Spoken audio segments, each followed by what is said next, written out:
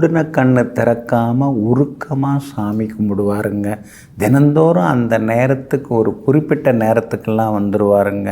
மழை பெஞ்சாலும் வெயில் அடித்தாலும் புயலாக இருந்தாலும் கூட அவருடைய பக்தியை யாராலுமே தடுக்க முடியாதுங்க அப்படின்னு ஒருத்தவங்களை பார்த்து யாராவது சொல்கிறாங்கன்னா அவங்கெல்லாம் குரு பகவானின் அருள் பெற்றவங்க. அந்த பிரார்த்தனை அப்படின்னு நம்ம சொல்கிறோம் இல்லைங்களா, அந்த தெய்வ வழிபாடு, அந்த ஆன்மீக ஈடுபாடு, இதுக்கெல்லாம் குரு பகவான் தாங்க காரணமாக இருக்கிறார். குரு பகவான் லக்னத்தை பார்த்தாலோ லக்னாதிபதியை பார்த்தாலோ லக்னத்தில் இருந்தாலோ அந்த பிரார்த்தனை செய்யக்கூடிய குணம் பக்தியோடு இருக்குங்க. இன்னொரு பக்கம் கூட்டு பிரார்த்தனை. இப்போ எல்லாரும் சேர்ந்து பாடுவாங்க, எல்லாரும் சேர்ந்து ஜெபிப்பாங்க. அதுக்கு கூட்டு பிரார்த்தனை. அந்த கூட்டு பிரார்த்தனைக்கு உரிய கிரகம் எது? சந்திரனும் குருவும். பிரார்த்தனைன்னா குரு வந்துடுறாரு. கூட்டத்தை சேர்க்கறது, பக்த கோடிகளை ஒன்றாக்கிறது, ஒருமித்த கருத்தோடு அவங்கள உட்கார வச்சு ஜெபிக்க வைக்கிறது, இதுக்கெல்லாம் காரணம் யார்? சந்திரன். அவர் தான் ஜன வஷ்யத்துக்குரிய கிரகம்.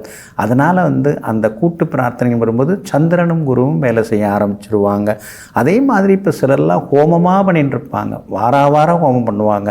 அதுக்கெல்லாம் காரணம் யார்? சூரியன். சூரியனும் குருவும் சேர்ந்திருந்தால் ஹோமங்கள் மூலமாக இறைவனை வழிபடுதல், அந்த மாதிரி அவங்க வழிபட்டு இருப்பாங்க.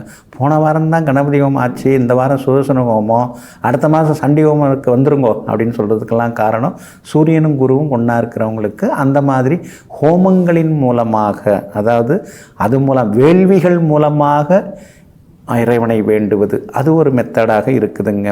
அபிஷேகம் பண்ணுறவங்க யார்? குருச்சந்திர யோகம் உள்ளவங்க அபிஷேகம் பண்ணிகிட்டே இருப்பாங்க.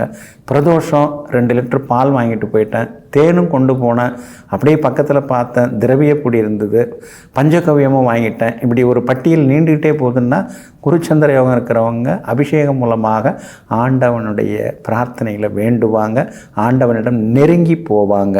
இன்னொரு பக்கம் பாருங்கள், சகஸ்ரநாம பாராயணம் வந்துருங்க அப்படின்னு சொல்கிறாங்கன்னா அந்த பாராயணம், மந்திரங்கள் ஜபித்தல், சொல்லுதல், போற்றி திருவுரு, இதெல்லாம் இப்போ சில கோயிலில் 108 போற்றி திருவுருலாம் சேர்ந்து படிப்பாங்க.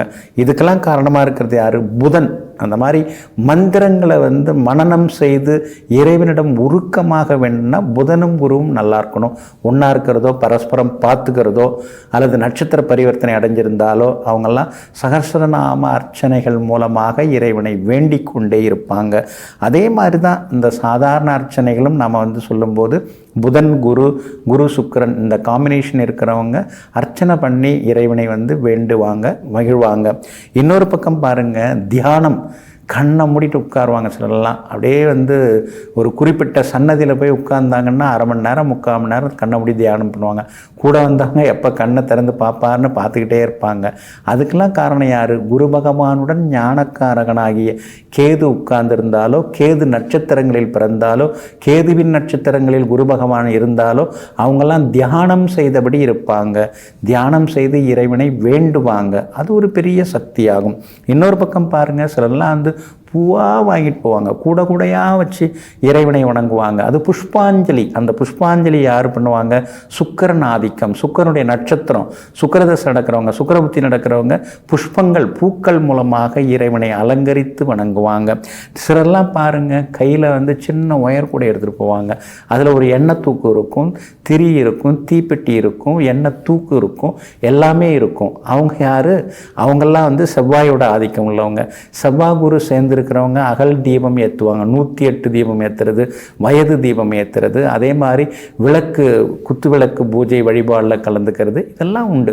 அப்போ நம்ம ஜாதகத்தில் என்ன மாதிரி கிரகங்கள் இருக்குதோ அந்த வகையில் நாம் இறைவனை வழிபடுவதன் மூலமாக இறைவனுடைய அருளை பூரணமாக பெற முடியுங்க. அதனால் நவகிரகங்களின் போக்குகளை ஜோதிடர்கள் மூலமாக தெரிந்து கொள்வோம். நல்ல வழியில் சென்று இறைவனை வேண்டி வணங்கி வரங்களையும் பெறுவோம். நெஞ்சிற்கினியவர்களே, வெள்ளிக்கிழமையாகிய இன்றைய நாள் உங்களுக்கு அதிர்ஷ்டத்தையும் யோகத்தையும் அள்ளித்தரும் அற்புத திருநாளாக அமையட்டும். மீண்டும் சந்திப்போம். நன்றியுடன் உங்கள் ஜோதிட முனைவர் KP வித்யாதரன். வணக்கம்.